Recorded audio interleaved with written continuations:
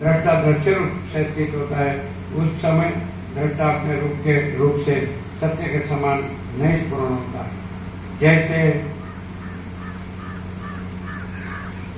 घटक की स्फुरण दशा में भी उपजीवक कारण पूर्व सिद्ध सुवर्णता ही है, वैसे ही दृष्टा जब दृश्य रूप से स्थित होता है, उस समय भी कारण वही चेतन दृष्टा उसका उपजीवक है।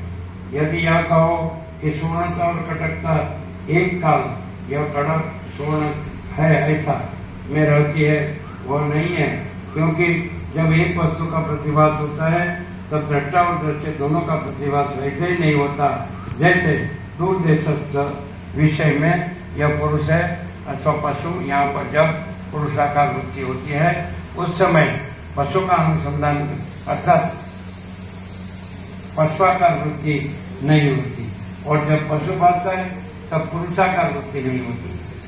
जब दृष्टा चेतन दृश्य को देखने लगता है उस समय अपने आत्मा को नहीं देखता, अर्थात जब दृश्याकार वृत्ति होती है तो आत्मा का नहीं होती, क्योंकि दृष्टा जब दृश्य रूप से भासने लगता है उस समय उसके साथ रहती हुई भी असत्य तुल्य स्थित रहती है। जैसे जब कटक का भान नहीं होता तो उस समय सुवर्ण में कटकता नहीं रहती, ऐसे ही जब ज्ञान से दृश्य का भान नहीं रहता तब केवल दृष्टा की सत्ता भान होती है। दृश्य के होने पर दृष्टा और दृष्टा के होने दृश्य भासता है, और जब ज्ञान से दृश्य की सत्ता जिस पुरुष को नहीं भासती उसको दृष्टा दृश्य में से एक भी नहीं भासता। शुद्ध ज्ञानमय आत्मा से सब कुछ यथार्थ रूप से जानने पर भी वाणी का विषय जो कुछ शुद्ध आत्मरूप है वह शेष रह जाता है। दीप के तुल्य भाषित दृष्टा दृश्य और दर्शन को आत्मा प्रकाशित करता है।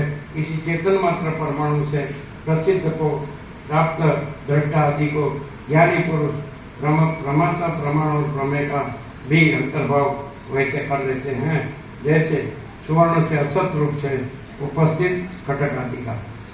जैसे जल पृथ्वी आदि से भिन्न कोई भी दृश्य पदार्थ नहीं है, वैसे ही उस स्वभाव सिद्ध चेतन अणु से कोई भी पदार्थ पृथक नहीं है।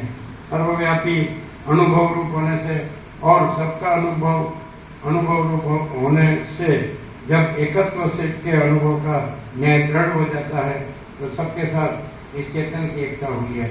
इसकी इच्छा के अनुसार फल की प्राप्ति होने से इसी की इच्छा से सिद्ध पदार्थ की एकता के कारण समुद्र की तरंगता के तुल्य इस परमात्मा की इच्छा से इससे पृथक कुछ नहीं है। और यही परमात्मा देश काल तथा वस्तु के परिच्छेद से शून्य है, और वह सबका आत्मा होने से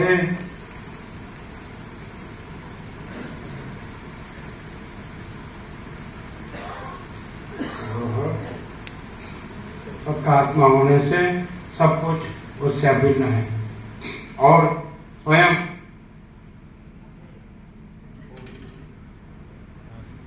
स्वयं तो वह सबका अनुभव रूप है, न कि जड़।